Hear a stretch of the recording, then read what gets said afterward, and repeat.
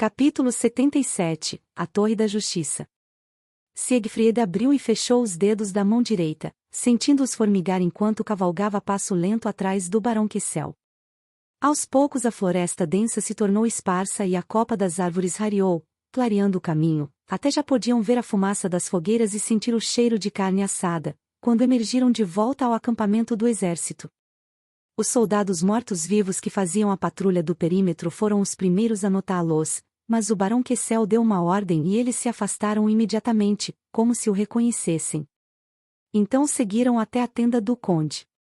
Não levou mais do que 2 minutos até que a chegada deles deixasse todo o acampamento em alvoroço. Soldados pararam de afiar suas armas, rameiras saíram de suas tendas do prazer e crianças vieram correndo de todos os lados, com os rostos empolgados e cheios de expectativas. Até que alguém notou a ausência dos 6 recrutas. Ei! Não tinha mais gente? Merda! Acho que cê tem razão. Cadê o resto? Será que eles foram derrotados? Que? Não brinca. Que incompetentes. SHHH. Tá maluco? Eles vão te ouvir. E daí? Eles são mesmo. Saíram daqui cheios de pompa e voltaram com o rabo entre as pernas. Deviam ter feito o trabalho direito. Siegfried ignorou os comentários e se separou do Barão Kessel alguns metros à frente. Quando eles tomaram caminhos diferentes, o Lorde foi relatar o ocorrido ao conde, enquanto ele voltava para sua tenda. Ainda era de manhã, mas queria descansar antes que voltassem a marchar. Isso não aconteceu. Assim que entrou, o ar estava impregnado com um fedor de álcool, suor e um inconfundível cheiro de sêmen, enquanto uma garota era espremida entre 2 rapazes e gemia feito uma cadela no cio. Quando tentaram se explicar, só pioraram as coisas. Aparentemente algumas das prostitutas estavam usando o local para oferecer seus serviços desde que partiu. Então os expulsou e queimou a tenda até as cinzas. Naquela noite choveu do pôr do sol ao amanhecer, mas Siegfried não se arrependeu da sua decisão nem por um segundo. Não houveram mais desaparecidos desde então. Na verdade, não houve sequer um assassinato desde que o Barão Kessel liderou a sua caçada, mas quando voltaram de mãos vazias, a maioria pensou que as mortes fossem recomeçar. Estavam errados. 5 dias depois, chegaram à Torre da Justiça. Sem mais incidentes. Siegfried vinha na vanguarda da tropa, ao lado do conde Gaelor, o Barão Kessel, os porta-estandartes de ambos e mais um punhado de soldados a pé para fazer a sua segurança. A região era uma longa planície que se estendia até muito além de onde a sua vista alcançava. A torre ainda parecia distante, talvez a 200 ou 300 metros, mas já podiam vê-la, e também o cerco que foi montado ao seu redor. Menos de 10 minutos depois, foram abordados por uma patrulha montada que trazia a bandeira de seu lorde, um pato dourado em fundo vermelho. Estavam em 6. 5 deles eram homens adultos, bem para lá dos seus 20 e 30 anos, mas quem falou foi o mais novo, um rapaz de 17 anos, com sorriso fácil, cabelos loiros acastanhados e uma brigantina tão limpa que mais parecia ter sido feita naquela manhã. Vossa Graça. Adrien Dalton, ao seu dispor. Estávamos à sua espera. E então os conduziu até o acampamento, onde uma centena de soldados estava de prontidão, reunidos em frente às suas tendas improvisadas. Alguns tinham pedras de amolar em suas mãos, outros, uma garrafa de cerveja. Mas conforme os viam se aproximando, endireitavam a postura e observavam em silêncio, até que não estivessem mais no campo de visão do conde e pudessem voltar aos seus afazeres. Vejo que seu pai não perdeu tempo, disse o Lorde Gaelor. Quando chegaram? Há quase uma semana, Vossa Graça.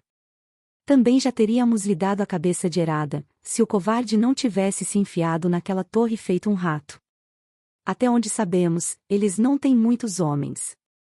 2 dúzias, no máximo. Poderíamos arrancá-los de lá em uma tarde se quiséssemos, mas o senhor meu pai achou por bem esperar suas ordens, antes de assaltá-la. Então seu pai não é um tolo tão grande quanto você. Disse o Barão Kessel, sem se incomodar em disfarçar o desprezo em sua voz. O neto de sua graça está naquela torre. Ou ficou tão cego pela própria glória que se esqueceu disso? Adrien não voltou a abrir a boca. Parecia triste, mas Siegfried não dava a mínima para os sentimentos do rapaz. Estava ocupado demais prestando atenção na Torre da Justiça. Com 4 andares, a estrutura era 2 vezes maior que a Torre do Forte dos Demônios.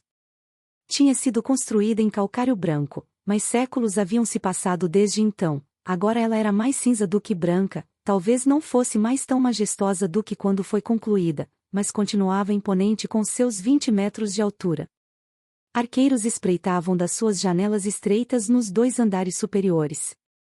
No topo, as ameias estavam vazias, mas ainda estavam lá, tão altas que ofereciam uma visão privilegiada do terreno, além de fazer da vida dos arqueiros no chão um verdadeiro inferno. Mesmo com o ariete, perderiam dúzias e mais dúzias de soldados, apenas tentando romper o portão de ferro. Mas ainda venceriam no final e Eradan parecia saber disso. Os recrutas que faziam o perímetro estavam ao alcance dos arqueiros nas janelas, mas conversavam despreocupadamente. Ele não vai começar essa batalha. Siegfried deixou escapar um suspiro. Qual era o sentido de se tomar uma torre se você nem pode mantê-la? A tenda do Barão Dalton era tão grande que mais poderia ser classificada como uma pequena casa de um único cômodo, ligeiramente maior do que aquelas onde os plebeus viviam. Seu exterior era forrado com uma lona dourada e vermelha, com 2 soldados guardando a entrada.